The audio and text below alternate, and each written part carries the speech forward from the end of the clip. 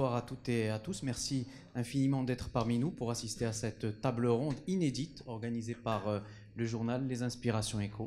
Le thème du jour, c'est la logistique au Maroc, vision, perspective à l'horizon 2030.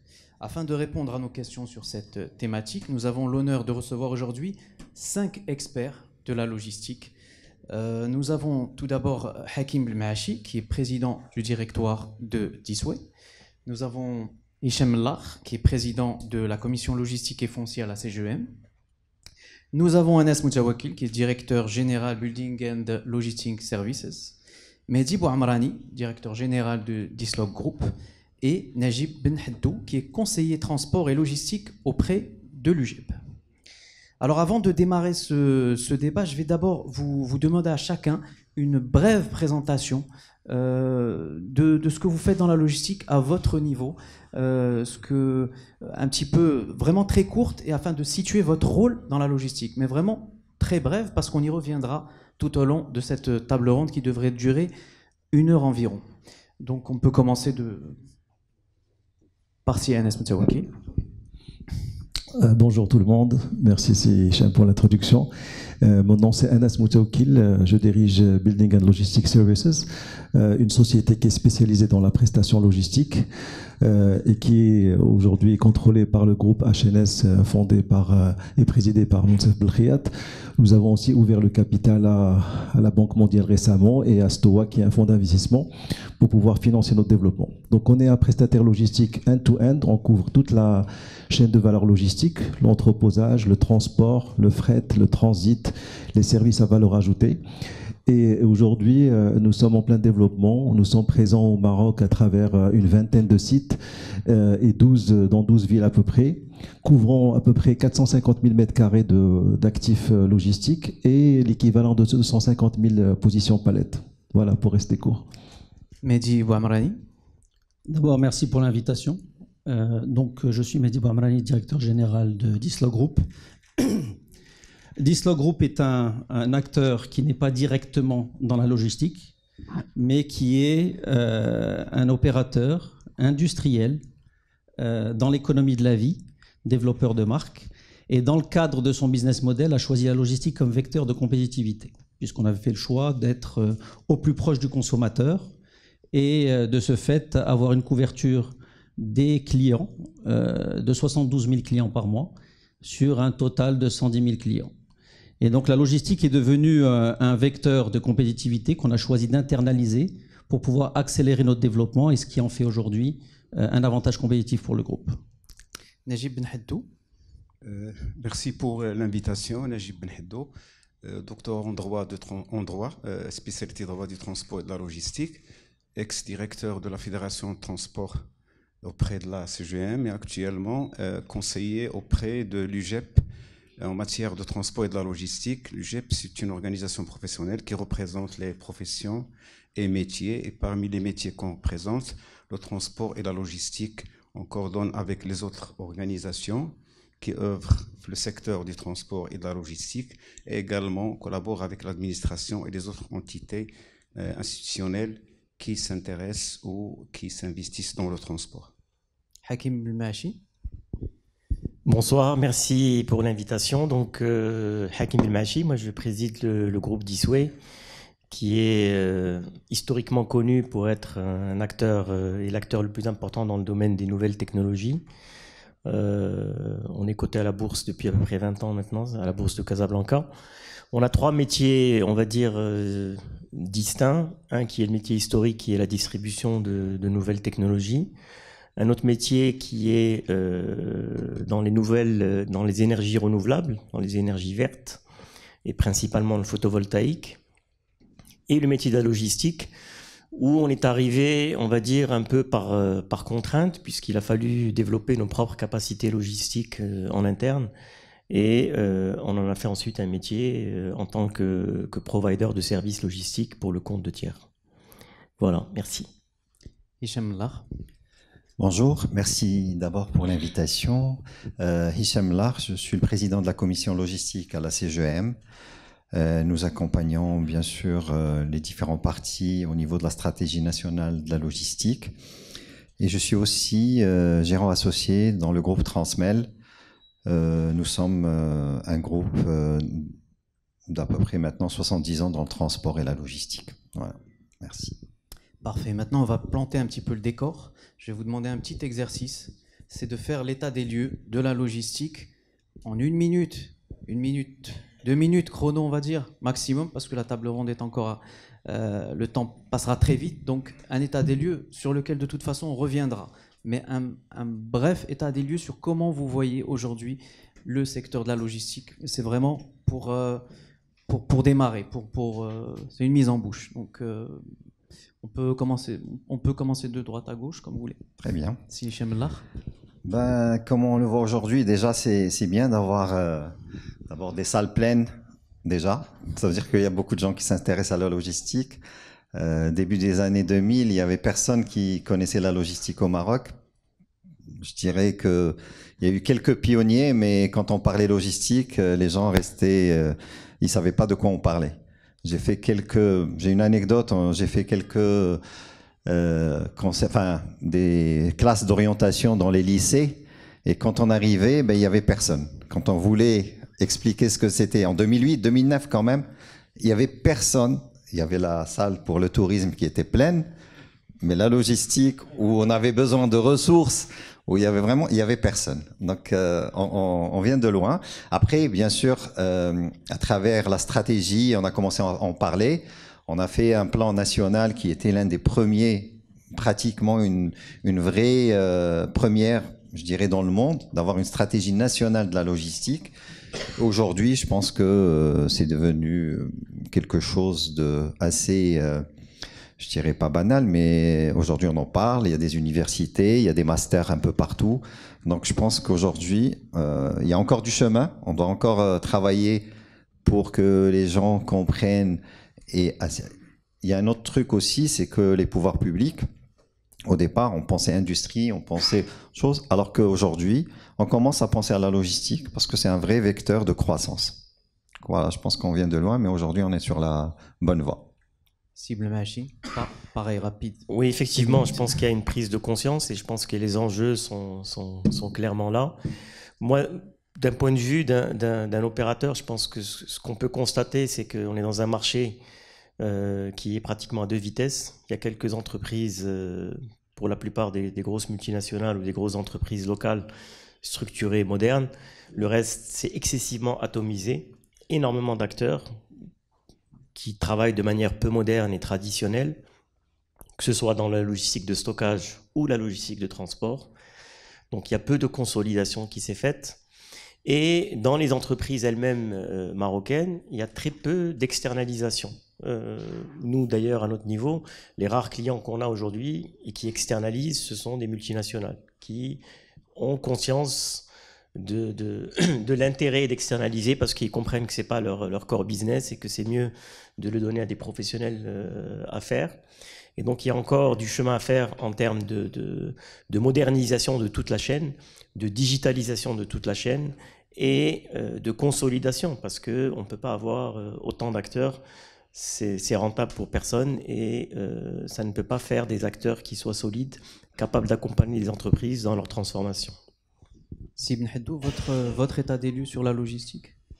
Alors aujourd'hui, on ne peut pas imaginer qu'un corps puisse fonctionner convenablement sans que les choses soient ordonnées à l'intérieur de ce corps, sans qu'il y ait des vaisseaux sanguins qui irriguent convenablement ce corps. Ben, c'est le cas de la logistique aujourd'hui. On ne peut pas aujourd'hui développer une économie sans qu'il y ait une bonne logistique. Il y a un contraste au Maroc. Donc le Maroc, d'une part, il a une position stratégique, donc il est bien positionné géographiquement. Il est au carrefour de l'Europe, des États-Unis et de l'Afrique. Il dispose d'infrastructures autoroutières convenables, également de ports. Mais malheureusement, on n'arrive pas encore à décoller, puisque aujourd'hui le coût logistique il est estimé à 19% du PIB. Donc c'est un coût qui ne permet pas aujourd'hui un bon décollage de cette activité logistique. On va tout à l'heure débattre des raisons qui sont à l'origine de cette situation. Siba Amrani. Alors, je ne vais pas répéter ce qu'ont dit mes collègues, mais quand on regarde la logistique sur 15 ans, je pense que nous avons eu un travail sur les infrastructures qui nous a permis d'être aujourd'hui à un carrefour. On pourra accélérer les choses sur la logistique. Par rapport à nous, on a choisi d'internaliser par défaut au départ. Pourquoi on a choisi d'internaliser par défaut? Parce qu'on n'avait pas la capacité d'externaliser, d'avoir en face de nous un opérateur qui puisse répondre à nos besoins. Et donc, de ce fait-là, nous avons appris la logistique en la faisant. Maintenant, aujourd'hui, comme l'a dit l'intervenant précédent, nous avons, dans le cadre de toutes les relations import, export et consommation interne, besoin d'avoir recours à la logistique. La logistique est au cœur de toute activité économique, de transport, de personnes ou de marchandises. Et donc, on est aujourd'hui dans un carrefour où on a besoin d'accélérer. Et c'est probablement la première période où on a un phasage des attentes entre le public et le privé. Et donc, j'anticipe que d'ici à 2030, nous avons la capacité à développer des partenariats publics-privés pour nous permettre d'accélérer comme on l'a fait sur l'industrie. Si Moutawakil, votre avis? D'accord. Alors moi, je représente une société qui vient de faire une annonce à travers son président la semaine dernière qu'elle allait investir 2,2 milliards de 100 millions de dirhams d'investissement sur la logistique. Donc juste pour dire à quel point aujourd'hui on croit en potentiel de la logistique au Maroc. Alors je pense qu'on est dans un contexte, pour voir déjà la partie positive, un contexte qui est stimulé par une économie marocaine qui est en plein dynamique, c'est-à-dire qu'aujourd'hui il y a tout le plan industriel, il y a le tourisme, il y a pas mal de choses qui font que le pays et les échéances à venir, y compris les échéances 2030, qui stimulent un peu la logistique d'une façon directe ou indirecte. La deuxième chose, je pense qu'il y a eu beaucoup de choses qui ont été faites et je pense qu'on peut être fier de projets comme Tangemed, qui est un fleuron de la logistique et qui n'arrête pas de battre des records chaque année en termes de conteneurs et en termes de positionnement dans les meilleurs ports qu'il y a au Maroc. Donc ça, c'est une fierté. Je pense qu'il y a eu aussi beaucoup de travail qui a été fait sur la partie infrastructure routière, mais aussi sur les lignes à grande vitesse ferroviaire. Et donc tout ça fait qu'il y a une dynamique globale qui va stimuler la logistique. Pour revenir à la logistique peut-être qui nous concerne directement, qui est la logistique de la supply chain, et cette logistique, je pense et ça fait partie, je pense, des points qu'on va débattre, il y a encore quelques points qui méritent de l'attention et en tout cas qui méritent d'être traités, notamment toute la partie concernant je pense le foncier logistique, l'externalisation logistique, la digitalisation, l'informel et j'en passe, mais je pense que ça fait partie des quelques questions qu'on va traiter aujourd'hui. Très bien, justement, c'est une bonne transition parce qu'on va rentrer dans le vif du sujet. Et la première thématique, elle est vaste, elle est large et on pourrait même faire une table ronde sur cette thématique, c'est l'entreposage et le foncier. Donc on va essayer d'aborder tous ces thèmes en rentrant plus ou moins dans les détails, mais en essayant de pointer du doigt ce qui ne va pas, parce que l'enjeu majeur, c'est d'avoir des zones de stockage modernes et des en entreposage et en périphérie des métropoles. Alors ma question, elle s'adresse à vous cinq. Est-ce que finalement le foncier, c'est le principal blocage pour le développement des plateformes logistiques de grande envergure au Maroc? Est-ce que ça fait partie, est-ce que c'est le principal blocage ou est-ce que c'est un des blocages? Qui veut répondre, qui est inspiré par cette première question?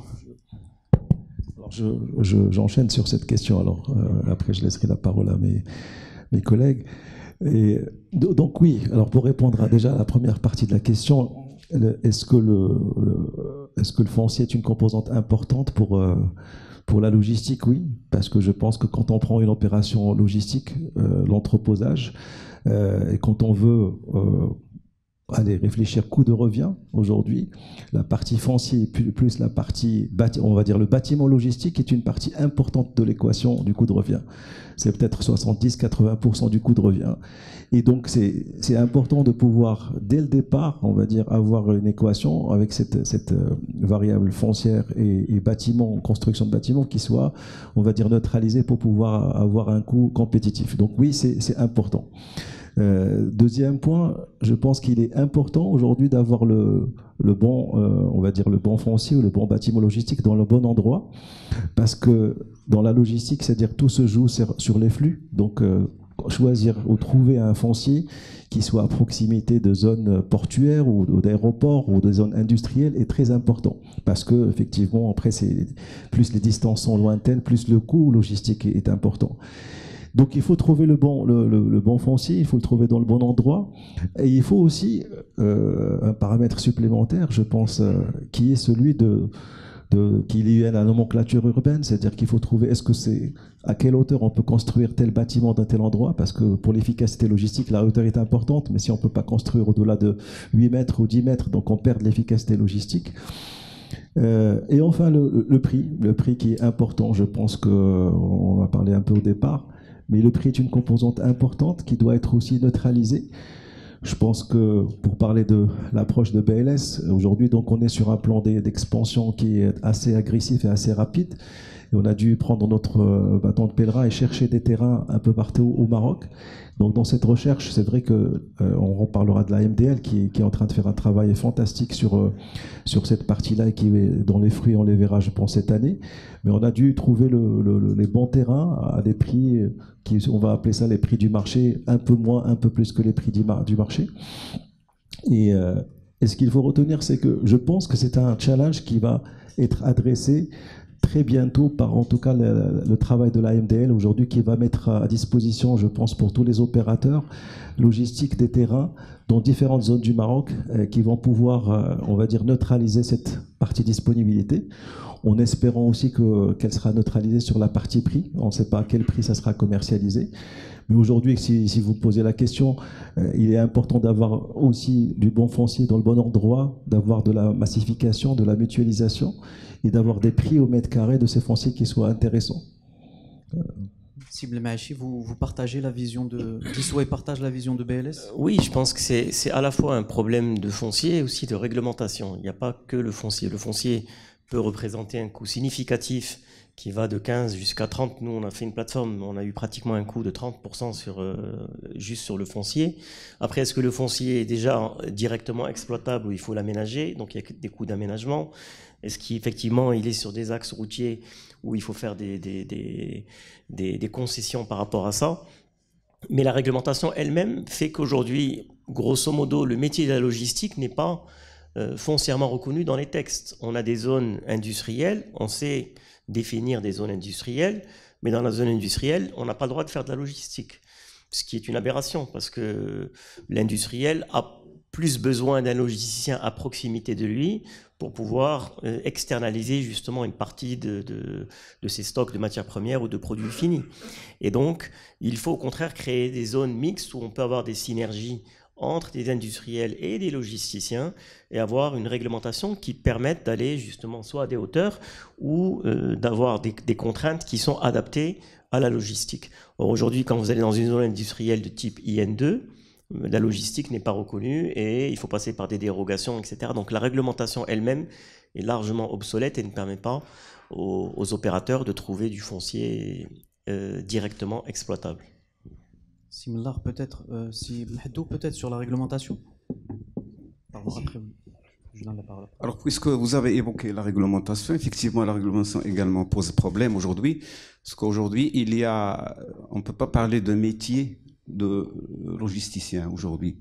Il y a un métier de transport. Aujourd'hui, si on veut créer une entreprise de transport, il y a des conditions d'accès au métier de transporteur, des conditions d'accès au métier de commissionnaire de transport, des conditions également réglementaires d'accès au métier de loueur de véhicules pour transport de marchandises pour compte d'autrui. Malheureusement, pour le métier de logisticien, on n'a pas de registre dédié aux logisticiens.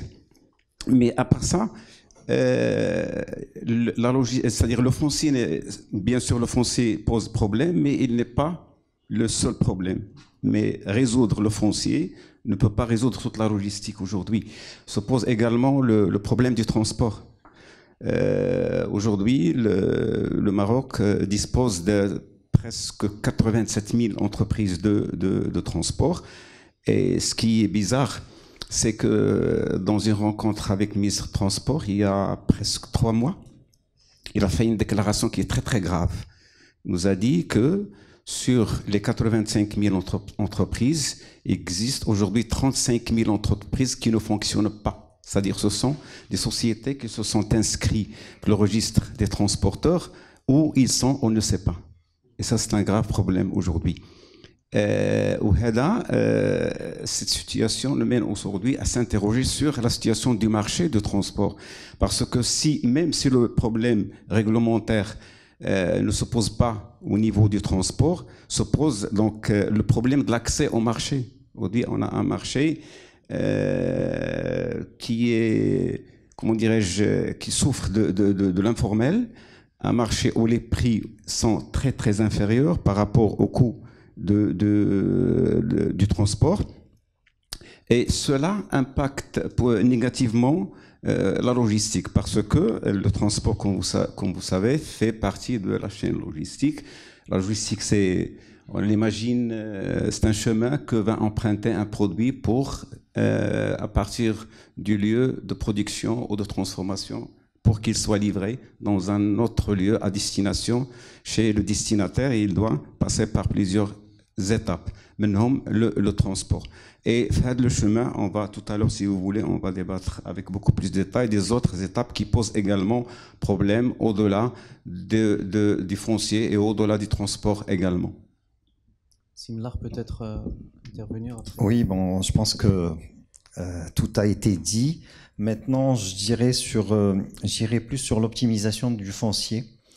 Aujourd'hui, il faut un foncier d'abord optimum, des règles de construction qui vont vraiment sur les entrepôts logistiques, et mes camarades ont vraiment mis le point sur les hauteurs, c'est important.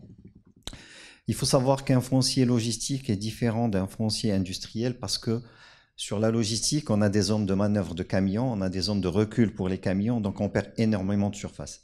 Donc le coût devient très important sur des terrains. Sur les conditions aussi, il faut avoir des conditions d'accès à l'autoroute, au réseau autoroutier très rapide. Moi, je parlerai en rapidité d'accès à l'autoroute et à la ville, car je parlerai moins de la distance par rapport à la ville. Vraiment, c'est cette notion de rapidité, parce qu'il faut que les camions circulent très vite. Aujourd'hui, c'est le temps qui est important. On a des camions qui coûtent de plus en plus cher, il faut les optimiser, il faut les faire circuler, il faut qu'ils fassent des kilomètres, et il faut que ces kilomètres soient très efficaces. Il faut vraiment que ces kilomètres, que les camions soient pleins, et qu'on puisse optimiser aussi le transport à travers la logistique. Bon, donc le transport est lié à tout ça, mais on revient au foncier peut-être, si vous aimeriez. Alors je voudrais juste ajouter que pour nous, le foncier est fondamental. Et nous sommes une entreprise plutôt volontariste à ce niveau-là, et donc nous sommes à la recherche de foncier de manière régulière. Et au-delà de la difficulté à trouver du foncier, la problématique elle est liée à la localisation du foncier. Quand on parle de logistique, il est important d'être localisé proche des ports, proche des voies de circulation, mais dans le cadre du périmètre urbain. Pourquoi ? Parce qu'on a besoin aussi d'être proche des centres de consommation. C'est seulement en étant proche des centres de consommation qu'on peut optimiser le co-logistique dans sa globalité, en incluant la partie entreposage et la partie transport et réactivité pour le client. Et pour ça, c'est extrêmement difficile si on y va seul. Et donc, je pense que ce qui est fondamental, c'est d'avoir un accompagnement des autorités, et je suis heureux de voir que la MDL va dans ce sens, puisqu'elle a déjà des projets sur un certain nombre de villes, mais de manière concrète, nous sommes toujours à la recherche chez Dislo Group de fonciers efficaces sur 5 villes du Maroc, et non des moindres. Je peux parler de Marrakech, je peux parler de Salé, je peux parler de Fès, et sur lesquels on a du mal à trouver, puisque ça fait plus de 7 ans qu'on cherche. Il y a plus de difficultés sur les autres villes que Casablanca apparemment à trouver justement ce foncier. C'est-à-dire que Casablanca est plus simple. Pas forcément. Aujourd'hui, on parlait aussi de la potentielle colocalisation de la logistique avec l'industrie. la logistique a été le parent pauvre des politiques publiques. Donc il y a eu des zones industrielles, et curieusement, dans le cas des zones industrielles, la logistique en était exclue. Et quand on voit que la logistique a besoin de l'industrie, l'industrie a besoin de la logistique, c'est une aberration. Sur cet élément-là, il y a des espaces qui existent dans l'ancienne zone industrielle de Ain Sebaa, par exemple, qui n'ont pas été exploités depuis les années 70, et sur lesquels on pourrait potentiellement faire des projets logistiques. Je suis certain que tous les logisticiens ici seraient prêts à développer du foncier à proximité des ports. Donc c'est difficile. Maintenant, il y a un arrière-pays de Casablanca, et donc chacun a essayé de trouver le foncier qu'il pouvait avoir pour pouvoir gérer ses activités.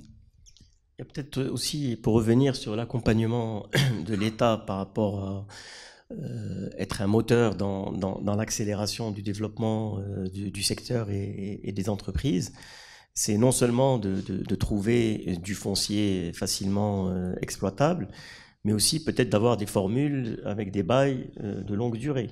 Ça a été fait dans certains secteurs, notamment dans l'industrie, et donc de manière à réduire la facture et rendre ceci plus accessible aux opérateurs, d'avoir un contrat de location plutôt que d'acquisition. Pourquoi acheter le foncier si je peux avoir un bail sur 40 ans ou 50 ans pour l'exploiter?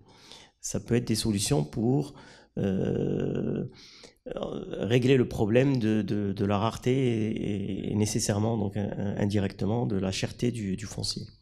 Très bien, on a parlé également du transport. Si Ibn Heddo a parlé du transport, c'était notre prochain axe.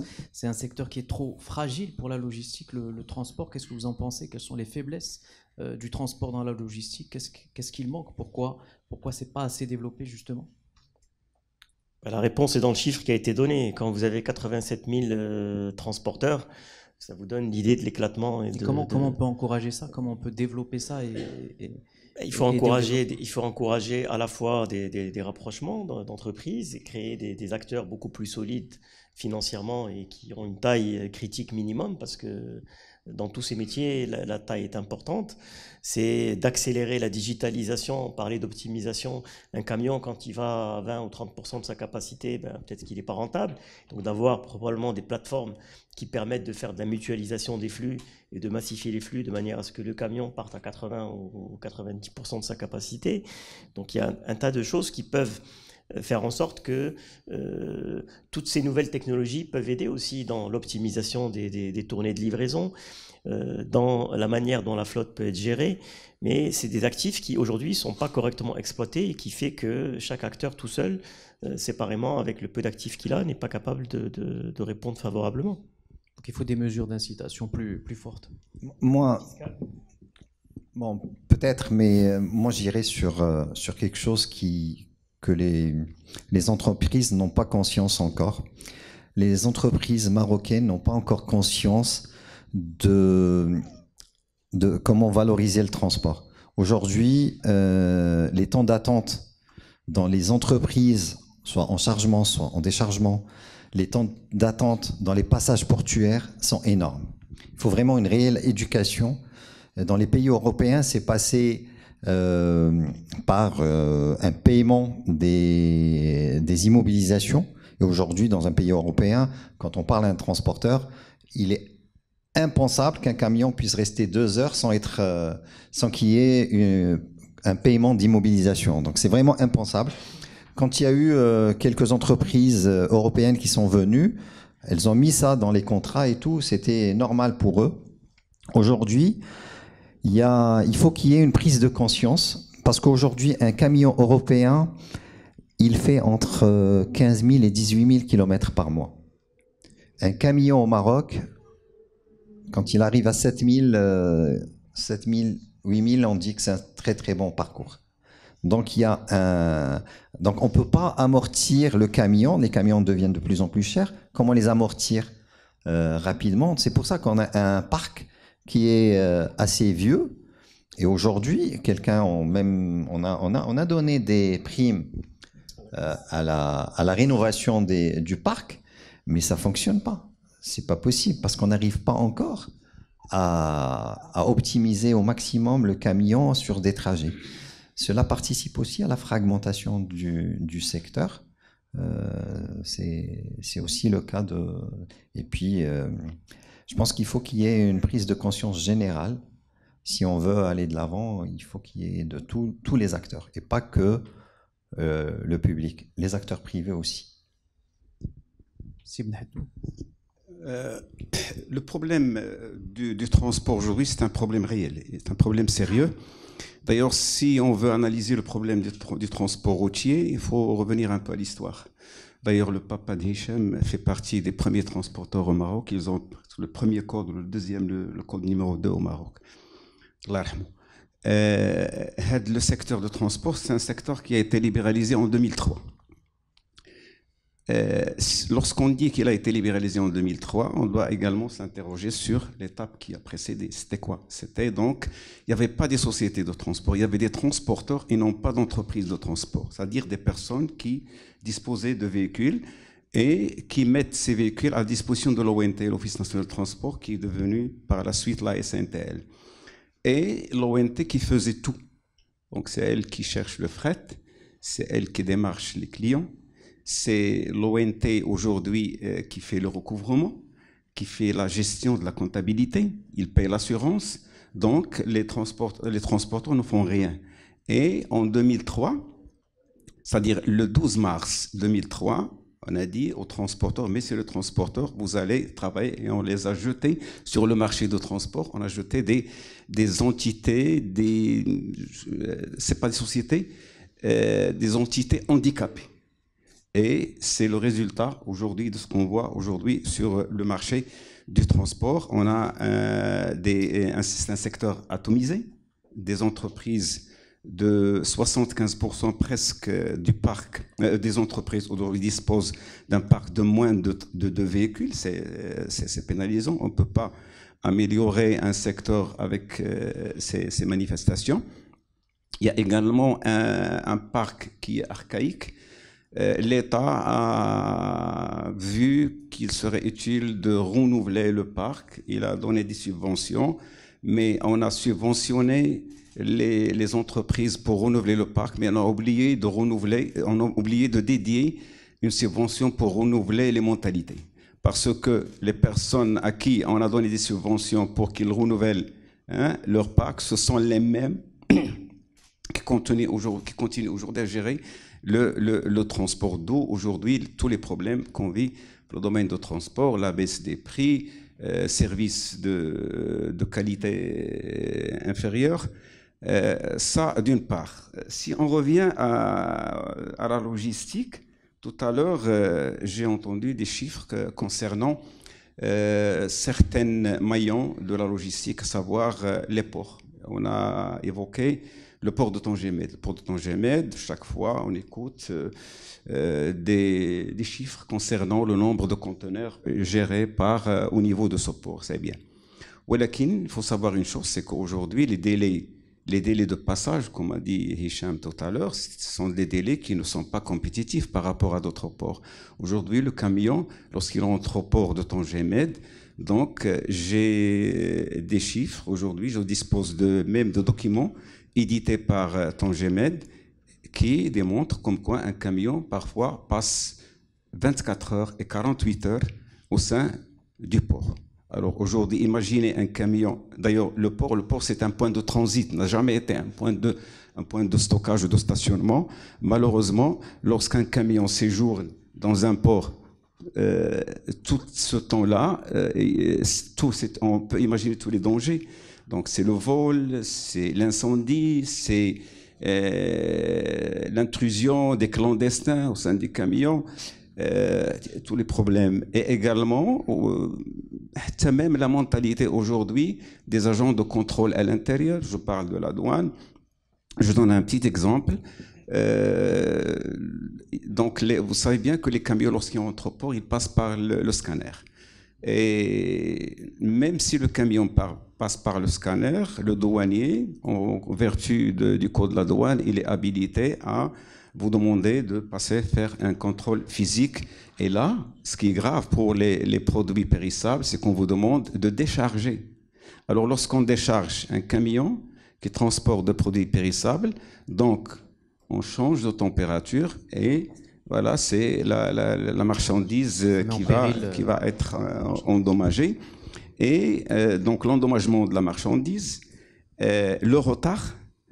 Et lorsqu'on arrive chez le client avec du retard, avec une marchandise détériorée, endommagée totalement ou partiellement, lorsqu'on leur dit qu'il s'agit de contrôle douanier, ils nous demandent un document qui justifie cette situation.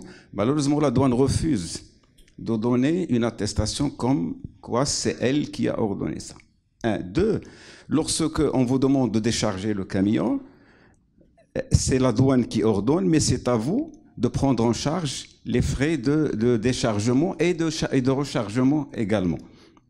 Dernièrement, on a commencé, lorsqu'il y a eu des constatations de drogue dans certains camions, on a commencé à demander, à exiger aux conducteurs de démanteler, désinstaller les groupes frigorifiques du camion. Parfois même, on leur demande de faire des trous dans la remorque pour contrôler. Et par la suite, c'est-à-dire on demande au conducteur de désinstaller et de réinstaller. Tout ça, ce sont des problèmes aujourd'hui réels, exacts, qui nous indiquent. Simlar, vous voulez intervenir par rapport à ça? Non, pas par rapport à ça. Je voudrais juste revenir un peu sur notre sujet de transport. Aujourd'hui, il faut savoir que quand il y aura les plateformes, j'espère qu'il y en aura de plus en plus, et c'est notre sujet aujourd'hui, ça va aussi influencer le transport. Parce qu'aujourd'hui, quand un camion arrive dans un petit dépôt, il n'a pas la capacité de décharger ou charger, c'est là où on a les temps d'attente. Quand on aura les entrepôts qui vont avoir une productivité et on va décharger des camions en 30 minutes, 35 minutes, et avec des rendez-vous, ça va aussi faire que on pourra aller... comment dire, les transporteurs pourront utiliser les camions plus efficacement. Donc c'est lié et c'est important de le dire. On a parlé des problèmes. Je voulais vous poser une question, à moins que vous ayez autre chose pour compléter le transport. Tu veux des solutions, c'est Hicham? Moi, j'ai aucune solution. C'est vous qui en avez. Non, est-ce que tu veux avoir des solutions? Bien sûr, bien sûr. Alors, effectivement, et je pense que les camarades ont bien expliqué un peu les différentes problématiques qu'il y a sur le transport. Et je veux aussi partager l'expérience BLS sur ce sujet-là. Bon, c'est ce qu'il faut. Le constat qu'on est en train de faire sur le transport et la logistique est quasiment le même. C'est-à-dire qu'on a parlé d'un marché qui est fragmenté. Ça, c'est valable et pour la logistique et pour le transport. La fragmentation, on n'en a pas parlé, mais ça aussi, et je remercie l'AMDL pour l'étude qui a été faite. C'est-à-dire qu'aujourd'hui, il y a à peu près 14 millions ou 15 millions de mètres carrés d'espace logistique, et 60% de ces plateformes-là ont une surface qui est inférieure à 1000 mètres carrés. Donc juste pour dire la fragmentation, que ce soit en termes de nombre d'unités, que ce soit en termes de surface. Et donc la même chose pour le transport, et je pense que c'est le dossier à expliquer, c'est-à-dire qu'on a énormément d'entreprises, et je pense que, si je me rappelle du dernier chiffre que j'avais vu aussi, 60% des entreprises de transport ont moins de 5 camions. Donc ça veut dire qu'on est en train de parler de la même fragmentation.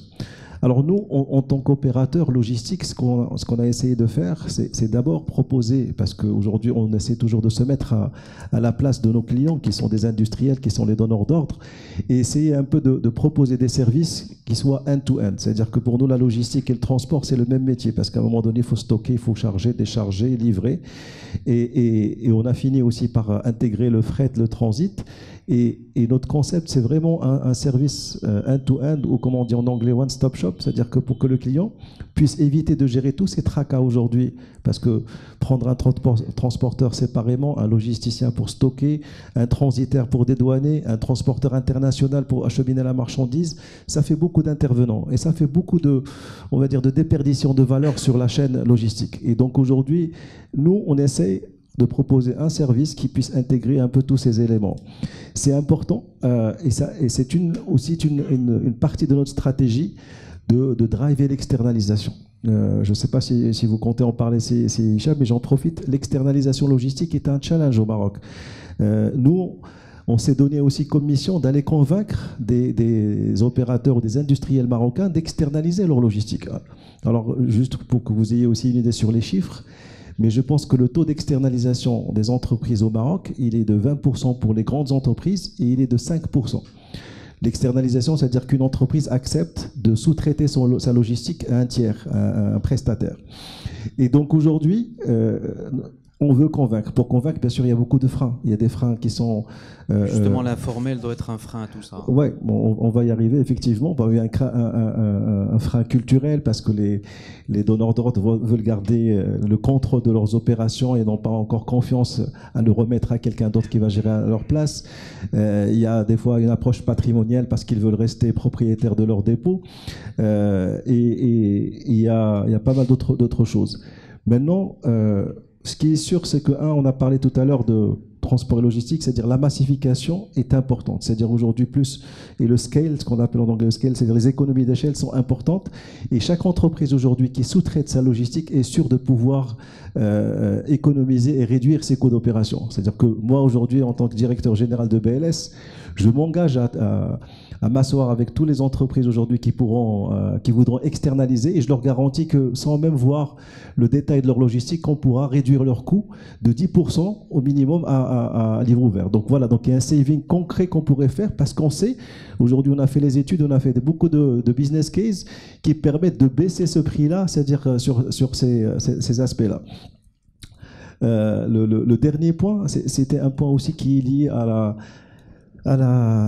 au scale toujours. Quand on est transporteur et aujourd'hui avec une certaine taille, c'est-à-dire qu'il y a aussi une maîtrise des coûts parce qu'aujourd'hui on parle du carburant, acheter du carburant pour 100 camions, c'est pas acheter du carburant pour un camion, donc ça permet aussi de gagner en compétitivité.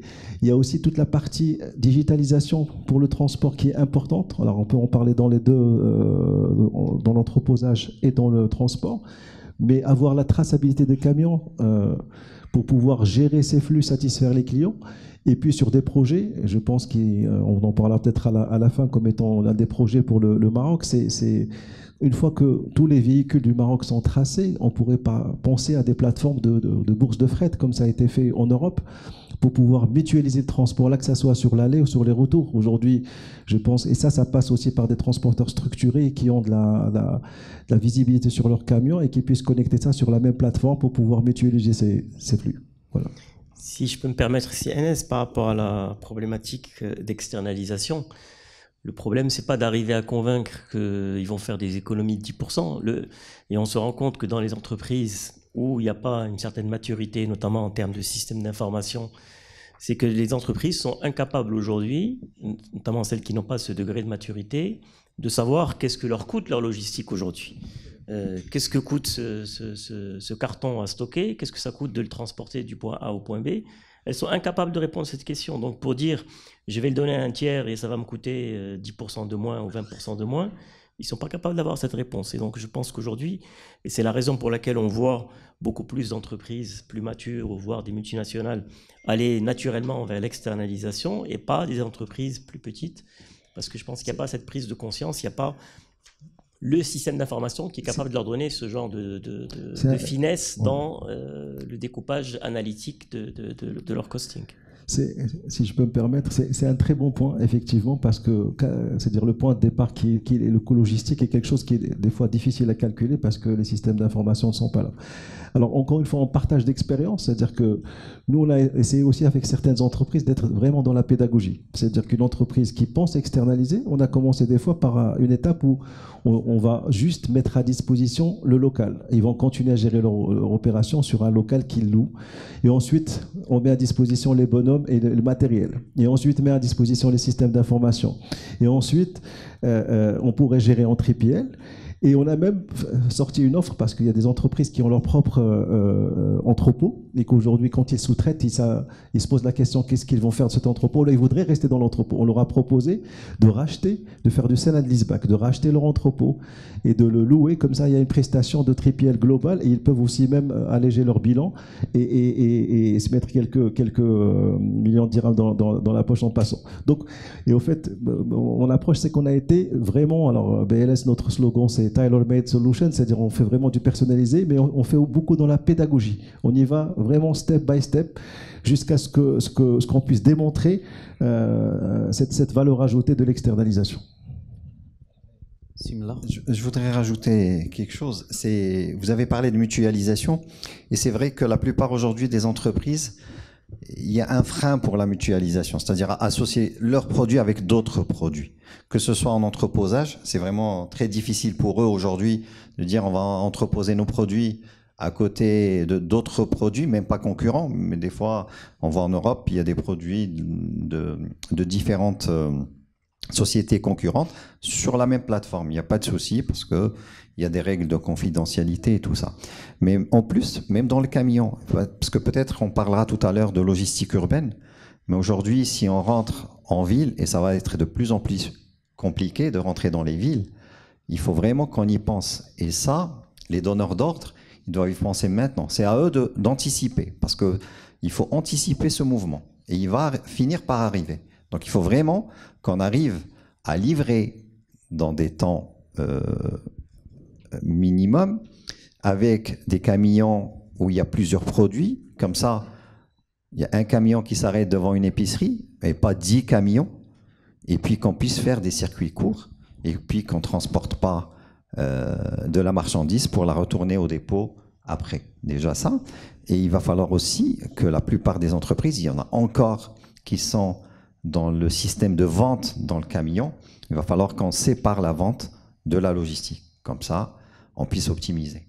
Il y en a qui ont fait ce chemin, mais il y en a encore qui font de la vente sur camion, et ça, c'est important de le dire. On a parlé un petit peu de la MDL depuis le début de cette table ronde. J'aimerais qu'on s'y attarde un petit peu. C'est un acteur stratégique. Aujourd'hui, le bilan est évidemment positif pour la MDL. Comment vous voyez le rôle de la MDL par rapport à la logistique, ce qui a été mis en place déjà, ce qui est en cours et ce qu'on attend aussi de l'agence? Bon, je vais commencer parce que c'est vrai que notre mission à la CGM, c'est vraiment d'être un partenaire de la MDL et des pouvoirs publics sur ces volets-là. Il faut dire que la stratégie logistique signée en 2010 devant Sa Majesté l'Ensro, il y a eu la CGM qui est signataire de cette stratégie et aussi la Fédération de transport et logistique. Et donc, la CGM et la Fédération accompagnent la MDL sur ces volets-là. C'est vrai qu'il y a eu du retard qui a été pris, mais quand on dit retard, on parle surtout des enjeux de logistique. N'oublions pas que sur la stratégie, il y a 5 axes vraiment qui sont importants.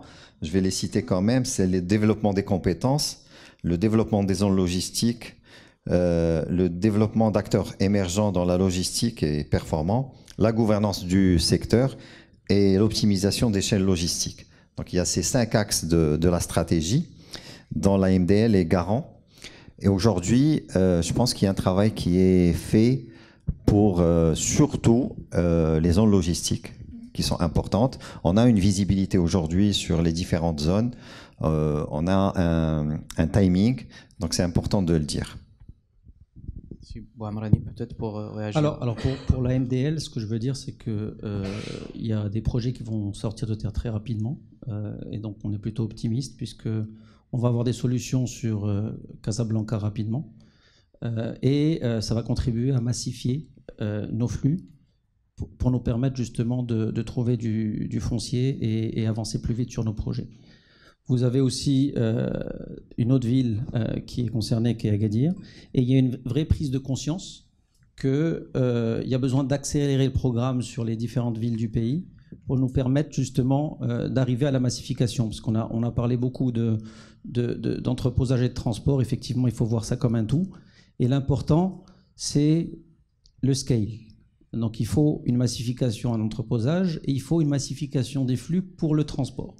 Finalement, le transport, c'est absolument comme le transport aérien, où on a besoin que les équipements tournent en permanence. Il ne faut pas qu'il y ait d'arrêt, il ne faut pas qu'il y ait de rupture de charge. Et pour ça, il faut des flux qui soient prédéfinis. Si on commence par l'entreposage qui est regroupé, consolidé au sein d'une même zone industrielle, à proximité de Casablanca, naturellement, ça va créer l'impact pour pouvoir consolider aussi sur des acteurs au niveau transport qui vont pouvoir gérer et mieux rentabiliser leurs camions. Donc c'est un très bon point de départ.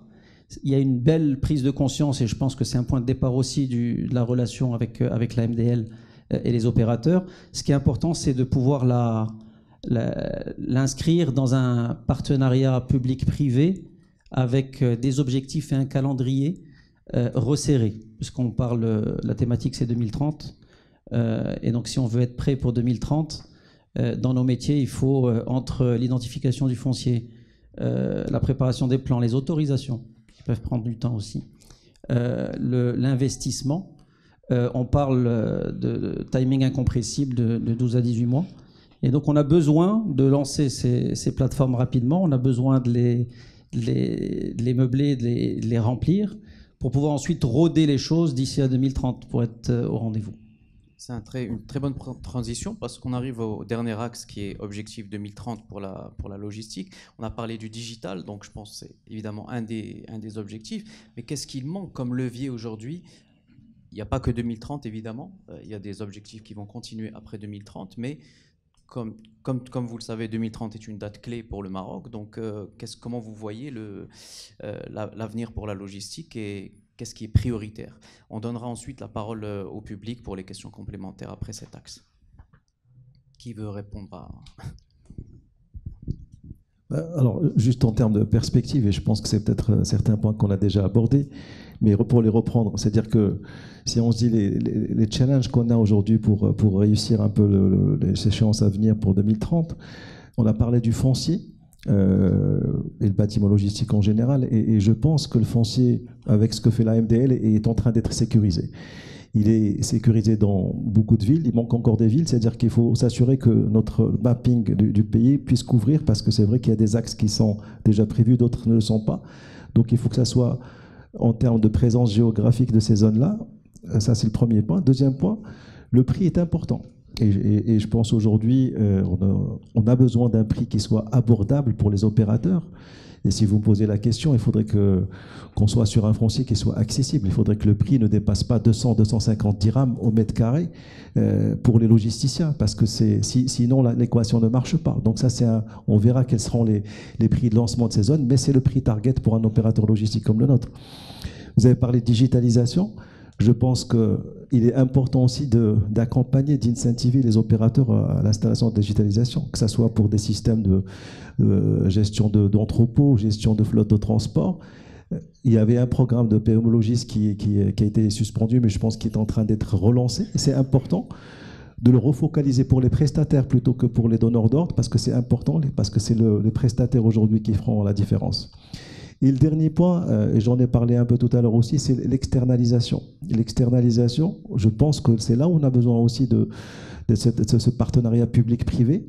Il faut que la CGM, il faut que la MDL, il faudrait que les autres associations puissent créer des forums pour pouvoir démystifier l'externalisation, vulgariser l'externalisation, expliquer effectivement qu'il y a à casser toutes les barrières culturelles et les barrières aujourd'hui qui sont liées à cette réticence. Et promouvoir, parce qu'on peut même l'incentiver. Aujourd'hui, quand on voit l'Europe, on est sur des taux d'externalisation qui sont au-delà de 50% de business, et toutes les grandes entreprises le sont. Je pense qu'il n'y a aucune raison qu'au Maroc qu'on ne le fasse pas. Et là, on a besoin aussi de la partie de partenariat public-privé pour pouvoir y arriver. Voilà. C'est bien ce que la MDL est en train de faire, le programme Diala qui a été cité par Si Hicham, mais il faut qu'il fasse également encore des efforts. Exemple, Si Mtaoukil a parlé de l'externalisation, c'est-à-dire lorsqu'on parle d'externalisation, c'est-à-dire on imagine la relation entre prestataires de services logistiques et clients. Aujourd'hui, il faut que la MDL élabore un cadre contractuel qui va régir les relations contractuelles entre les prestataires de services logistiques et les clients. Malheureusement, aujourd'hui, ça n'existe pas. Il y a le cadre contractuel du transport existe dans le code de commerce, et même on a élaboré un contrat type de transport routier de marchandises. Il y a également un contrat de lourds véhicules qui existe. Il y a également le contrat de dépôt dans le code des obligations et contrats. Malheureusement, aujourd'hui, le domaine de la logistique, ça n'existe pas. Il faut que la MDL fasse un effort dans ce sens. Et parce que des problèmes arrivent. Lorsque un prestataire de services logistiques reçoit une marchandise de chez son client, il va donner plusieurs prestations. Il va d'abord stocker la marchandise, il peut donner la prestation de l'emballage, manutention, transport, il peut même faire des procédures douanières lorsque la marchandise est destinée à l'étranger. Et lorsqu'un problème arrive, on ne sait pas aujourd'hui sous quel contrat on va aujourd'hui demander des comptes à rendre à ce prestataire. Ou également, il pose un problème au niveau de l'assurance. Aujourd'hui, les compagnies d'assurance, si vous vous assurez, c'est dans quel cadre? Est-ce qu'on va vous assurer comme transporteur, comme dépositaire, comme manutentionnaire? On ne sait pas. C'est un problème qui est grave et auquel la MDL doit faire un effort considérable. Sibel Machi, objectif 2030, on n'a pas beaucoup parlé de l'informel. Peut-être revenir sur ce qui a été dit à l'ouverture de cette table ronde. Je pense que si on part du constat qu'il y a une grande atomisation, fragmentation du secteur, je pense déjà qu'il faut des incitations pour encourager le rapprochement des entreprises, créer des acteurs capables d'être compétitifs, qui ont donc les économies d'échelle suffisantes pour pouvoir être compétitifs non seulement au niveau national mais également international. Le foncier, je pense, a été largement dit. Il faut effectivement une vraie reconnaissance du métier de logisticien et avoir de l'accessibilité à des plateformes pour pouvoir exercer ce métier et encourager la digitalisation du secteur, parce qu'il n'y a qu'avec ça qu'on va réussir justement à professionnaliser ce qui se fait, mettre en place des standards, parce que je pense qu'aujourd'hui, il y a un certain nombre de contraintes qui sont, notamment avec nos principaux partenaires économiques, notamment l'Europe, avec la taxe carbone qui va arriver en 2026. Ça va toucher les industriels qui sont obligés d'avoir un certain mix énergétique pour pouvoir ne pas être pénalisés en termes d'export. Et ça va également concerner les logisticiens. Est-ce qu'on a des plateformes qui sont aujourd'hui green, qui ont de l'énergie renouvelable? Est-ce qu'on utilise des camions qui sont également non polluants, voire électriques à venir? Donc il faut qu'on prenne conscience qu'il y a des standards auxquels on va devoir s'adapter si on veut continuer à être compétitif, non seulement en réduisant le coût logistique dans le circuit économique marocain, mais également être compétitif à l'international. Si Bouhamrani, est-ce qu'on est sur la bonne voie pour la logistique au Maroc? Est-ce que pour 2030, on sera assez prêt? Alors, je pense que beaucoup de choses ont été dites. Ce qui est important, c'est la massification. Elle doit intervenir avec un coup de pouce de l'État. Donc, on a parlé de l'AMDL, mais au-delà de l'AMDL, de l'État de manière générale. Parce qu'on ne peut pas vivre du transport avec 5 véhicules et avec des petites surfaces disséminées ici ou là. On a besoin de pousser à la création de champions nationaux. Donc, on est heureux d'entendre qu'un building logistique aujourd'hui a une approche volontariste pour pouvoir investir de lui-même 2 milliards 100 millions sur un programme à 2-3 ans. On n'a pas assez de ce genre de profil. Et donc, il y a besoin de support par rapport à la naissance de champions nationaux qui vont nous permettre d'être au rendez-vous. On ne pourra pas être au rendez-vous avec des petites PME éclatées et qui se font concurrence. Vous avez parlé de l'informel, on a esquivé la question, mais c'est un élément important, moins dans l'entreposage, plus dans la partie transport, parce qu'en fait, l'informel tire les prix vers le bas et empêche des investisseurs, parce qu'il y a de l'argent dans ce pays, mais empêche les investisseurs de voir le transport comme une aubaine ou comme un potentiel investissement. Les investissements sont lourds, les coûts variables sont forts, beaucoup d'humains. Et donc, s'il n'y a pas la garantie derrière d'avoir une capacité à créer de la valeur à travers une montée des prix par rapport aux services qui peuvent être proposés, ça, c'est clairement un des freins importants sur la composante transport de la logistique. Maintenant, je ne voudrais pas terminer sur une note négative. Je pense qu'au contraire, on est tous extrêmement optimistes sur les 5 à 10 ans qui viennent. Je pense qu'on est, de manière générale, je dirais, au sein des 30 glorieuses marocaines, les 30 glorieuses pour faire référence à l'année 45-75 en Europe post-guerre. Pourquoi? Parce qu'on a une économie qui est tirée par la croissance interne. on a le début du développement d'une industrie performante et de l'export, et tout ça a besoin de logistique. Donc il y a clairement un trend qui va nous permettre justement de tirer la logistique et le métier de la logistique vers le haut. La digitalisation va y contribuer, et j'insiste sur ce point-là, mais je pense qu'on a besoin d'organiser le secteur, et organiser le secteur veut dire partenariat public-privé documenté et mis en place sur les 4-5 ans qui viennent.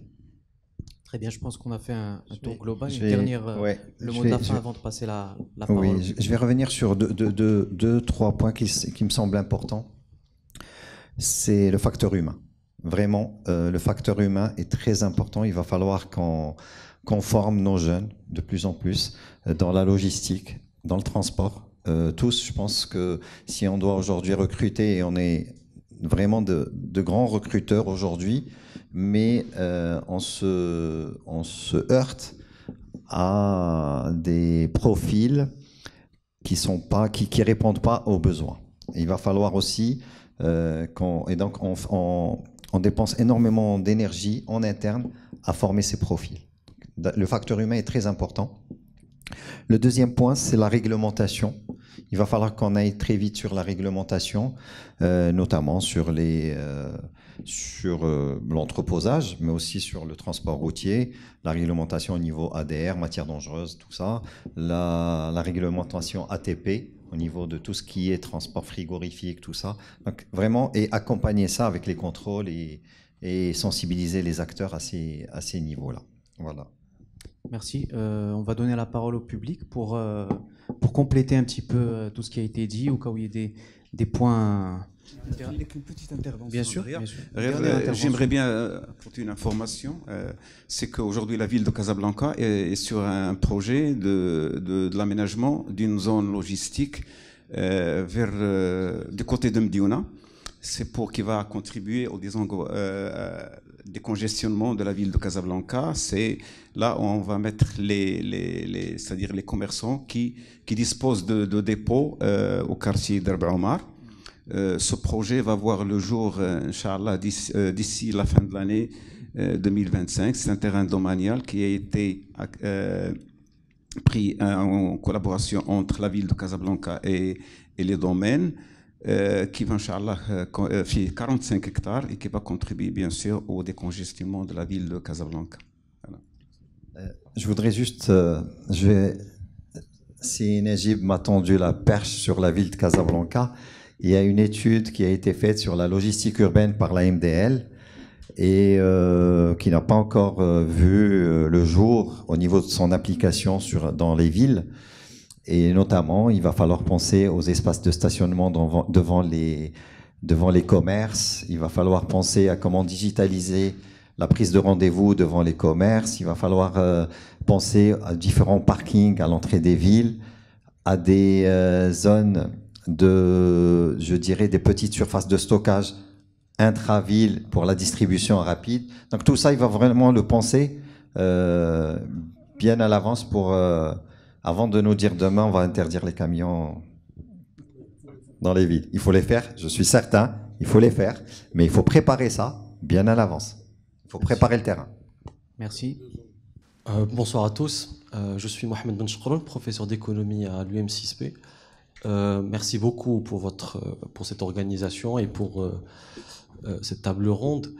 Vous avez dit que le Maroc a de belles perspectives d'avenir, mais c'est vrai, mais malheureusement, le taux de chômage actuellement est de 13,3%. Et les dernières données du HCP disent que 62% des personnes en âge de travailler sont soit inactifs, soit à la recherche d'un travail.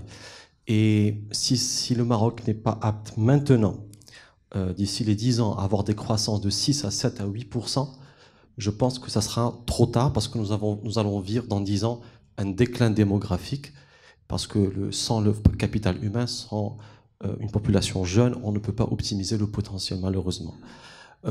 Vous savez, quand vous avez dressé l'état des lieux, vous avez parlé de 2 causes par rapport à l'état actuel de la logistique. C'est le foncier et c'est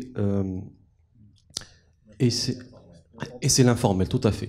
C'est rassurant parce que en fait, ce sont les causes transverses de tous les secteurs d'activité.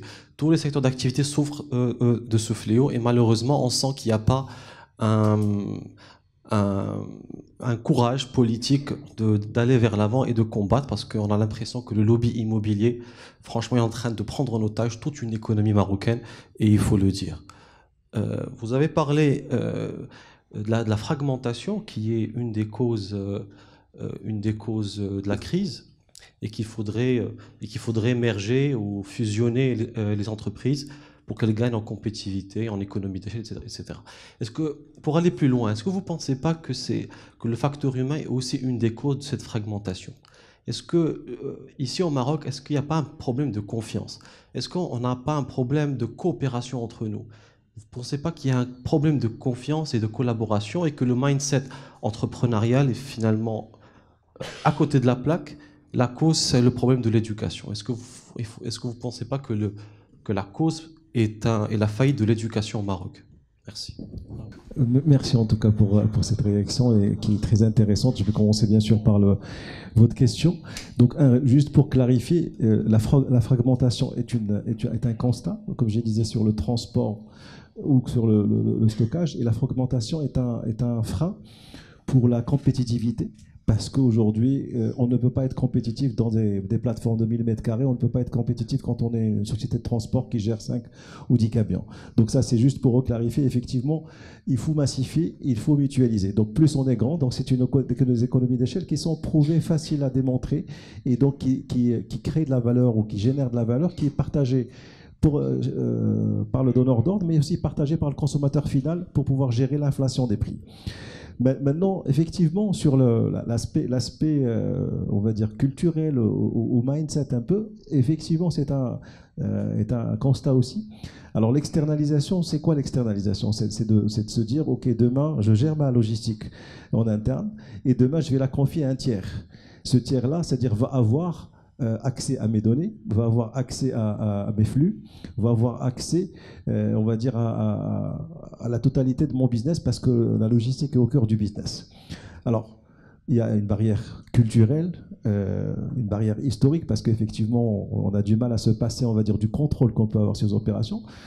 Je vais le dire d'une façon peut-être un peu maquillée, mais c'est-à-dire qu'on perd le contrôle, y compris sur cette partie d'exposition fiscale, on va le dire comme ça, c'est-à-dire les gens ne veulent pas sous-traiter à cause de ça. Et la troisième chose, c'est la confiance. Alors la confiance est importante parce qu'aujourd'hui, il faudrait avoir confiance en sous-traitant pour pouvoir lui confier le nerf de la guerre de ses opérations.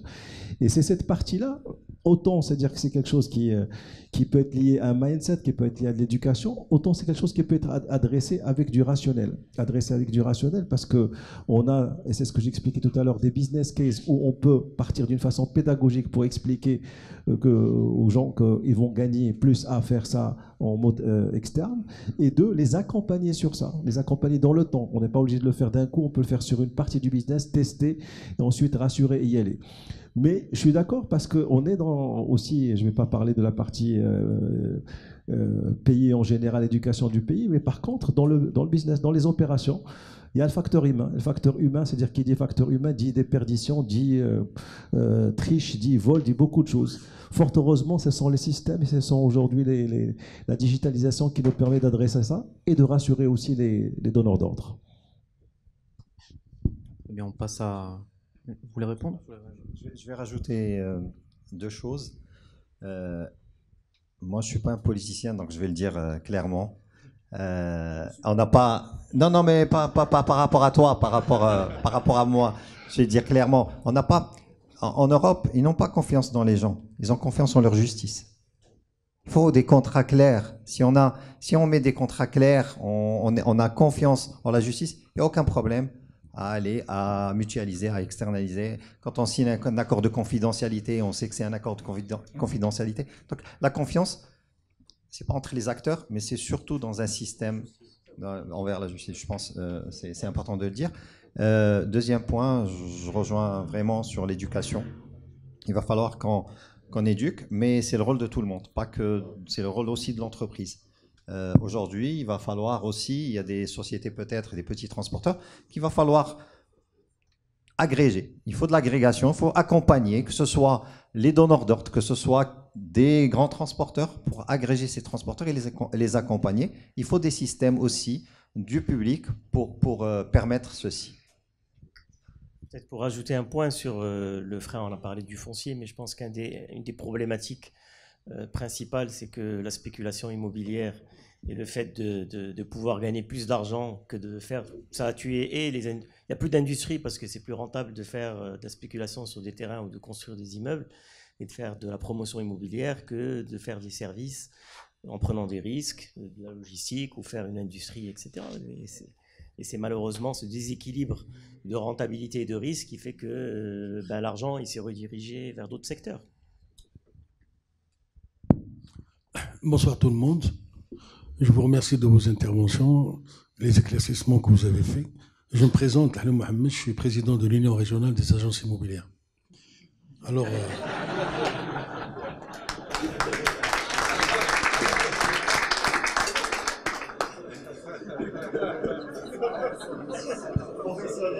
professionnel.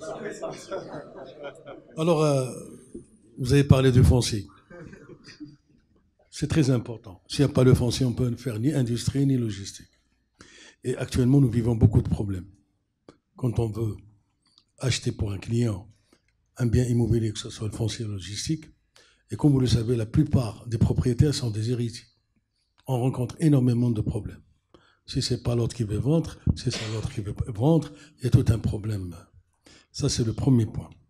Et puis, je reviens justement sur la spéculation, comme vous avez dit. Comment on peut justement trouver la solution pour combattre ce fléau? Et deuxièmement, vous êtes, comme vous êtes tous des responsables, il faut créer un lobby pour essayer de voir avec l'organisme le plus important qui fait les plans d'aménagement, c'est l'agence urbaine. En partie avec le ministère de l'Habitat. Il faut créer le lobby. Et si vous créez le lobby, peut-être on arrivera. On n'a qu'un exemple. Il y a des terrains industriels de 300 hectares. De 100 hectares. Et si on arrive à faire un lobby de pression, essayer de minimiser les dégâts. 50% logistique et 50% industriel.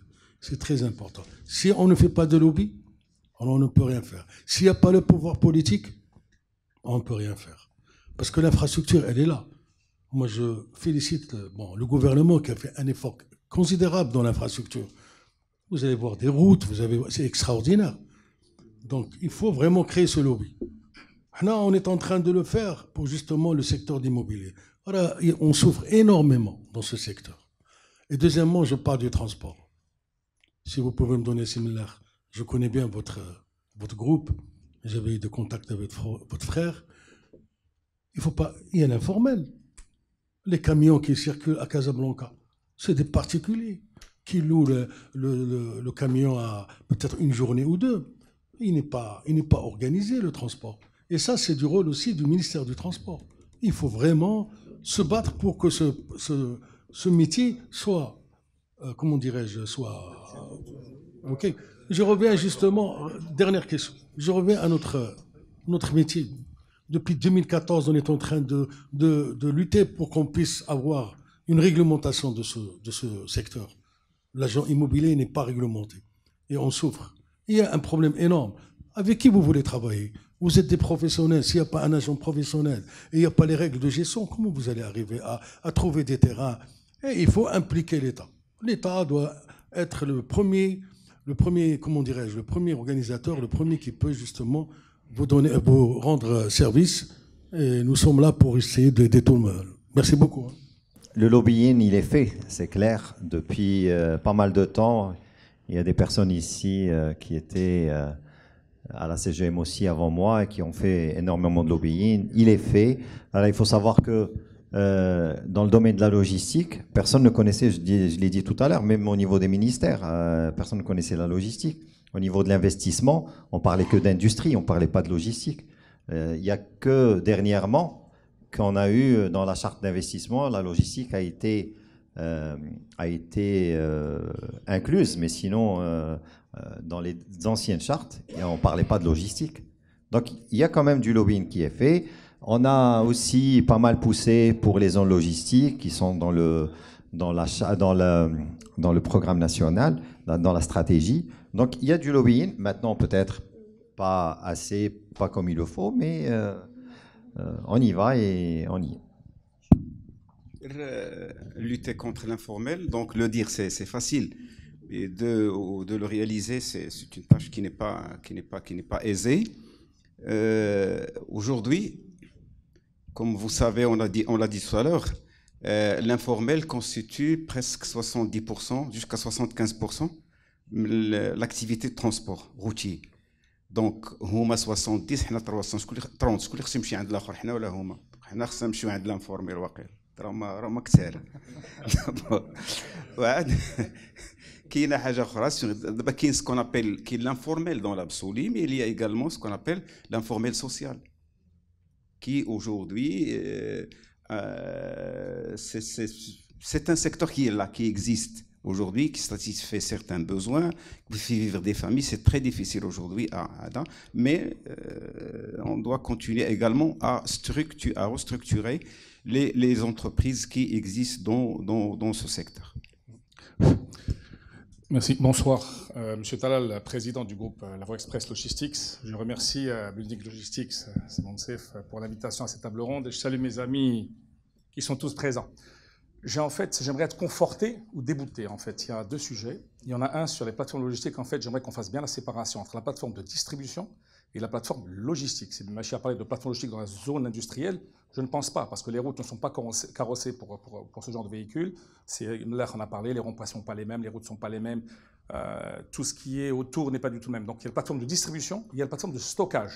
La plateforme de stockage, ce sont des plateformes qui reçoivent des semi-remorques homogènes et qui chargent homogènes ou hétérogènes, qui vont vers des plateformes de distribution ville pour distribuer ensuite de manière capillaire avec des petits véhicules. Et c'est ce quoi vers on va aller, parce qu'avec la non-circulation en ville, les semi-remorques ne pourront circuler que la nuit, dans très peu de temps, ce qui fait qu'on sera obligé de passer par ce modèle-là. Alors quand on arrive sur ce sujet-là, et là on rentre sur le sujet du foncier, j'ai envie de dire c'est 50 dirhams le mètre carré. Parce que moi ce qui m'importe, ce n'est pas le prix du mètre carré que je vais acheter, c'est le prix du mètre carré constructible. Quand vous allez aux Zone Mohammedia, vous terrassez 5 mètres, vous devez rattraper 5 mètres des terrassements à 100% Proctor, à 9,7 de Westgard.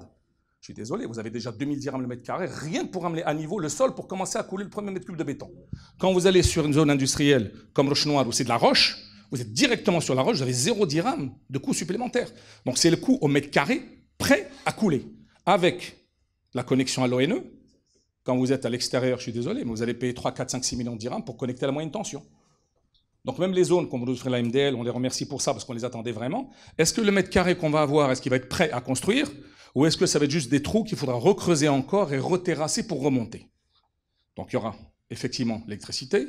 Vous connectez à l'ONE aussi, il faut de l'eau potable parce qu'il faut les douches pour les employés et tout ce qui va avec. Donc il y a tous ces coûts annexes qu'il faut ramener au mètre carré. Il y a un coût. Et là, nous, logisticiens, on fait ce qu'on appelle un calcul de barycentre et on calcule le coût de notre barycentre. D'accord? Je rappelle que, à la limite, une logistique à 150 km de Casablanca ne pose pas de problème. Miramas en France est à 70 km, c'est 210 hectares logistiques. La plateforme de Saint-Charles est à 140 km. Saragosse est à 300 km de Barcelone. Et c'est 420 hectares de logistique. Donc je pense que c'est le coût au mètre carré prêt à construire et non pas le coût du mètre carré à acheter. Et deux, la distance ne pose pas de problème, parce que finalement, quand vous avez un semi-remorque qui fait 3 rotations par jour sur une plateforme, parce que vous êtes sur l'autoroute à 80 km/h, en 1h30 vous arrivez, mais quand vous arrivez en ville, il vous faut 3 heures. Donc c'est la rotation à quai, et là on résout le problème de l'informel, parce que vous réduisez les coûts kilométriques, parce que vous accélérez la rotation journalière. Merci.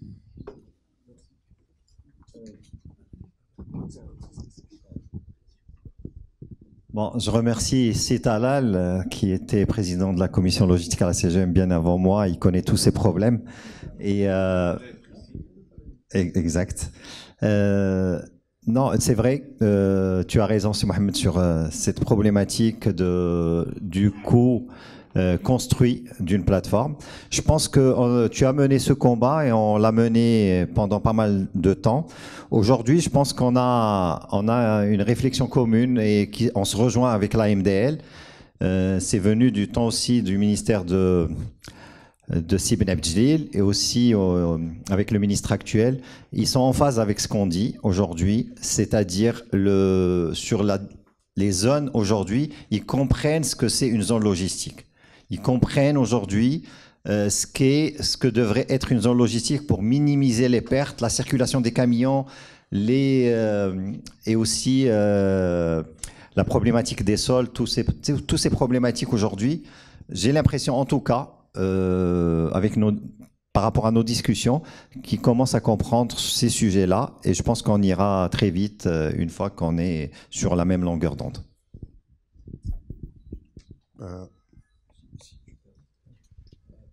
D'abord, je suis très ravi de voir autant de grands patrons du secteur de la logistique avec nous ce soir.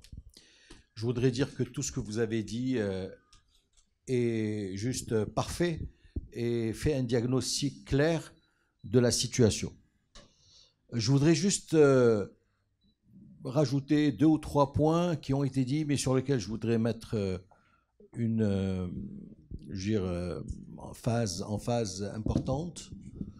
Le premier point, c'est que les multinationales sont celles qui, aujourd'hui, outsourcent leur logistique plutôt que des entreprises nationales. Et plus on va avancer dans le temps, et plus l'élément décarbonisation et logistique verte va devenir une condition sine qua non pour ces multinationales pour avancer. Donc beaucoup de gens aujourd'hui parlent de l'ESG et considèrent que ce n'est pas important. Je vous assure que dans ce secteur, c'est important, notamment pour les logisticiens qui travaillent avec les multinationales, parce que sur les 2-3 prochaines années, ceux qui n'ont pas une politique ESG, qui n'ont pas une politique de décarbonisation, ne vont même pas être invités aux appels d'offres. Ça, c'est le premier point. Le deuxième point, c'est que sur l'informel, soyons concrets et pragmatiques. Il y a des contraintes sociales dans notre pays et nous devons aider ces gens et faire une solution et trouver des solutions pour aider ces gens. Et par conséquent, il faudrait laisser ceux qui sont structurés se développer dans un secteur structuré et aider les gens qui se débrouillent avec 1 à 2, 3, 5 camions pour vivre et pour apporter une bouchée de pain à leurs enfants. Donc, ce n'est pas forcément de la consolidation, peut-être de l'agrégation, mais ce que je dis, c'est que pour les opérateurs qui sont structurés, il faudrait aller vers des process modernes de digitalisation permettant de gagner en gain de productivité et aussi en termes de scale pour pouvoir apporter des solutions à leurs clients structurés pour un opérateur structuré. Le dernier point est un point qui est relatif à ce qu'a dit ici Mohamed Talal et à ce qu'a dit ici El Helou. Et ils se convergent. D'abord, effectivement, à l'heure actuelle, on sent une dynamique du ministère avec Siriyouh et avec la MDL, avec Si Msharafi. On le sent et on est content. Et il faut qu'on profite de cette vague. Parce que la réalité, c'est que ce secteur n'a pas eu beaucoup de chance. Depuis 2010, il y a eu la stratégie nationale de la logistique en 2010, faite par Si Karim Ghleb. J'étais dans ce gouvernement et je peux vous dire que ça fait déjà 14 ans.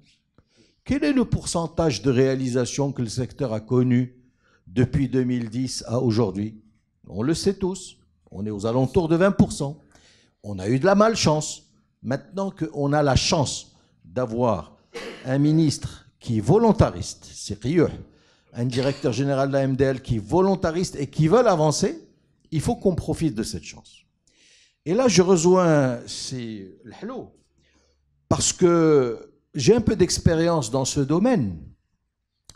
Et je peux vous dire que ceux qui ont les clés de ce secteur sont les techniciens du ministère de l'Urbanisme qui font ce qu'on appelle le SDO de chaque ville, le schéma directeur du développement de la ville.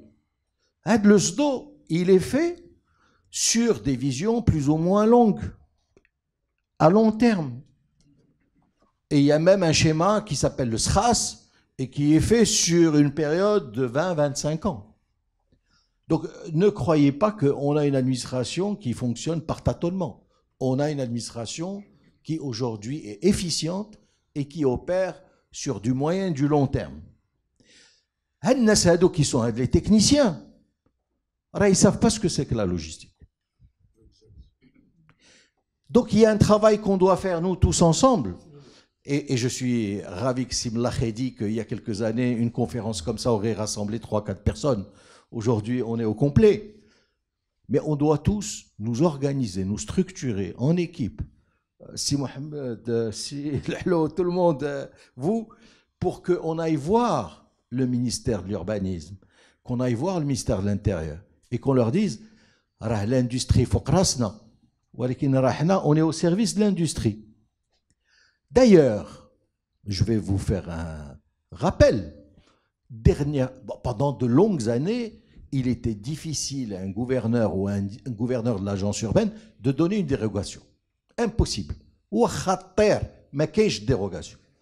Dernièrement, il y a eu un décret ministériel du ministre de l'Intérieur qui dit le Wali, avec l'urbanisme, avec l'agence urbaine et le CERI, peuvent donner une dérogation sur du foncier à condition que ce soit dans les secteurs du tourisme et de l'industrie.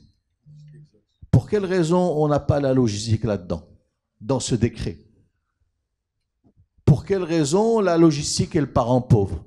Parce qu'on a fait notre travail de lobbying, mais je pense qu'on n'a pas fait assez pour aller voir ces gens pour dire on est au service de l'industrie. L'industrie, petit à petit, il va commencer à sous-traiter. Et son entreposage et son transport, il nous faut des espaces plus grands. D'abord, le SDO et les SRAS qui ont été faits dans les années 80, 90 et 2000 et qui nous donnent aujourd'hui des lots. La plupart sont des lots industriels. Et il y a très peu de zones logistiques. Il y a la CDG qui a fait un travail depuis 10-15 ans sur de la logistique. Et le problème, il est où? C'est que les terrains sont des terrains de 2000, 3000, 4000 mètres. Quand tu vois en tant qu'opérateur logistique et tu dis « moi j'ai besoin d'un terrain entre 15 et 50 000 mètres carrés », on te regarde comme un spéculateur. Mais la réalité, tu n'es pas un spéculateur, tu es un professionnel de la logistique, parce que pour pouvoir avoir 40 ou 50 000 mètres carrés sur une plateforme, il te faut ce genre de surface. Ce qui fait que les gens se débrouillent ou se sont débrouillés pour pouvoir aller en zone rurale, trouver des solutions, etc. Donc moi, ce que je dis, c'est que je rejoins parfaitement Si Mohamed Talal sur le fait que le prix du foncier doit être vu de manière significative. Aujourd'hui, le prix moyen de l'industrie, il est entre 500 et 800 dirhams sur l'ensemble des villes du Maroc. L'industrie. Qu'il agit-il la logistique? Ou dit-il le même prix à 500, 800? Ou dit-il le COS? Ou dit-il le CUS? Ou c'est avec le terrain à 2000, 2500 dirhams une fois que tu veux construire. Et là, ça devient impossible. Pourquoi? Parce que quel est le rôle de la logistique aujourd'hui au Maroc? C'est être l'outil qui combat l'inflation. Il y a une inflation sur les produits de grande consommation, sur les produits frais. L'outil qui doit combattre l'inflation, c'est la logistique. Au niveau du coût du transport, au niveau du coût de l'entreposage. Et pour pouvoir baisser les prix, il faut bien sûr une concurrence plus grande. Mais il faut en même temps travailler sur la partie foncier, nous permettant d'être compétitifs. Et là, on ne demande qu'une seule chose, c'est d'avoir du foncier au même prix que la SNTL. Opérateurs privés, opérateurs publics, tous à la même enseigne, les mêmes droits et les mêmes obligations. Ce qui fait que la concurrence se fera de manière ouverte. Et donc, je rejoins Si Mohamed sur un prix de terrain qui soit entre 50 et 200 dirhams en fonction des régions, de est-ce qu'on est loin ou proche de la ville, etc., nous permettant d'être organisés entre confrères et peut-être une action beaucoup plus volontariste avec et derrière à la CGM pour aller expliquer et aller lobbyer, nous permettant de pouvoir faire entrer la logistique au même titre que l'industrie et le tourisme comme étant des secteurs stratégiques d'ici 2030. Je vous dis une petite information rapide, comme c'est une information très précise. Je ne sais pas si vous avez entendu que au niveau de la mairie de Casablanca et le Wali, etc., ils sont en train de faire monter un projet industriel de 500 hectares au niveau de la région de Casablanca. C'est vrai, il faut leur dire que l'industrie, voilà, c'est pas tellement. Là, la logistique est très importante, comme a dit mon chef. Complémentaire. S'il n'y a pas s'il n'y a pas la logistique, il ne peut pas avoir l'industrie. S'il n'y a pas la logistique, il faut voir avec la mairie de Casablanca, Madame Armeli, pour essayer justement de voir si il y aura l'ouverture. Il y aura une ouverture. Il y aura une ouverture vers Darwaza, vers, comment ça s'appelle, la région d'Ezmour et l'autre côté. Donc, c'est bon. Une question au fond de la salle, encore deux questions. Ouais. Bonsoir tout le monde. Ali Tzazi, je suis président de la Fédération Tijara. J'ai une question par rapport au changement des modes de consommation. Aujourd'hui, le client final achète de plus en plus en e-commerce et la logistique doit suivre aussi. Donc, qu'en est-il de last mile? Qu'en est-il de la logistique en last mile? Parce qu'on a parlé un peu de tout ce qui est transport et logistique, gestion de flux d'un point A à un point B, mais personne ne parle de la livraison à domicile, de colis à la Amazon, à la Alibaba. Je pense qu'on ne peut pas parler du last mile sans parler des problématiques de paiement sur le e-commerce. Aujourd'hui, 85% des transactions sur le e-commerce se font en COD, cash on delivery, c'est-à-dire que le client ne paye qu'une fois qu'il a reçu la marchandise. À partir de ce moment où vous avez ce mode de fonctionnement, ça devient beaucoup plus complexe d'externaliser cette partie du last mile à quelqu'un qui doit non seulement livrer, mais aussi collecter l'argent, voire ramener des produits parce que la personne commande 3-4 versions d'un produit et en garde un seul. Et donc, je pense que c'est toute la chaîne qui doit être revue et les habitudes qui ont été données aux consommateurs marocains par un certain nombre d'opérateurs dans le e-commerce fait qu'aujourd'hui, c'est très difficile de sortir de cet engrenage.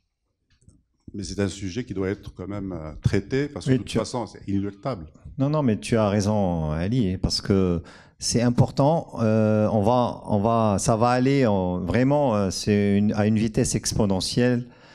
Et aujourd'hui, on a parlé de réglementation. Il faut vraiment qu'on ait une réglementation par rapport au secteur, par rapport au last mile, par rapport à comment le système doit fonctionner. Et on doit avoir aussi au niveau de la ville de Casablanca une gestion, une compréhension du transport, de la livraison qui soit bien optimisée et bien pensée. Sinon, on va être... Exactement. On est d'accord. On est tous d'accord sur ce sujet-là. Je pense qu'il va falloir une vraie réglementation et je dirais un vrai schéma de circulation pour les... Ça...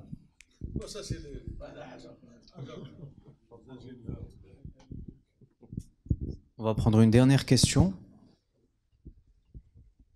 Bonsoir tout le monde. Je tiens, Reda Zoufri, professionnel logistique, je tiens tout d'abord de remercier les échos et les intervenants pour la qualité de cet échange d'aujourd'hui.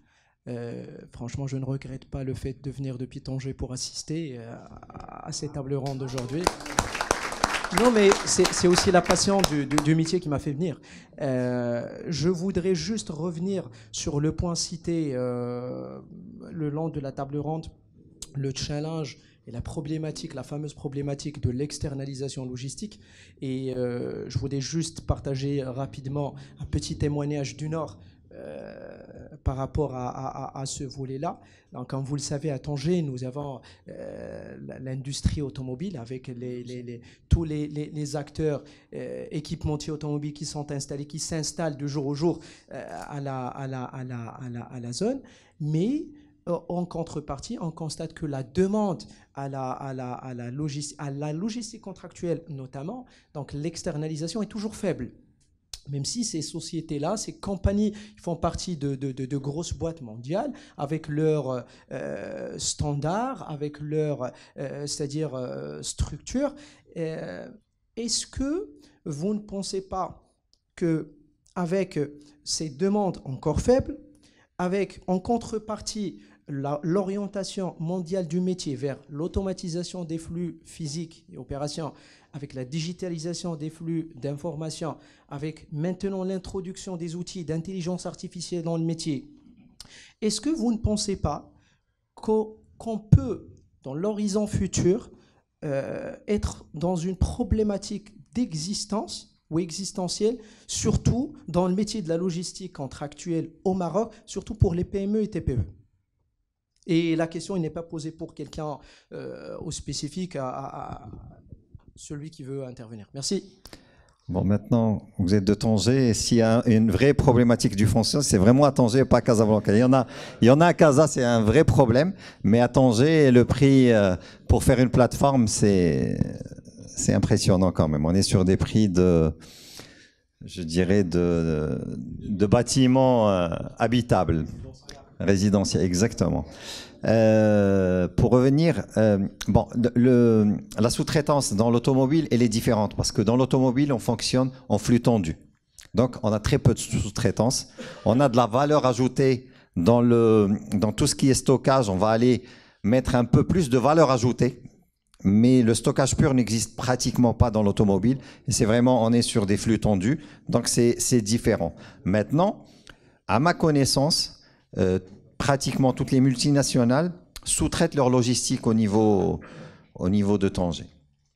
Et ce qui est aussi important et qui permet de réduire les coûts transport, c'est que c'est la seule ville où on a pu équilibrer les flux entre Casa et Tanger. C'est la seule ville où les flux sont équilibrés dans les deux sens. Toutes les autres villes, il y a vraiment un gros déséquilibre entre Casa et... Donc c'est une bonne chose. Donc il faudrait qu'on crée plus d'industrie dans les autres villes, hein, c'est tout. Est-ce qu'il y a d'autres...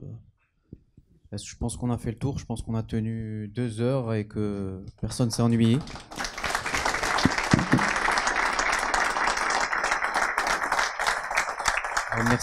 Merci infiniment à toutes les personnes qui sont venues, qui ont fait le déplacement. Ce sera évidemment retranscrit sur les Échos et le site info. Vous pourrez revisionner la vidéo de cet événement et vous pourrez également lire le dossier spécial dans les Échos.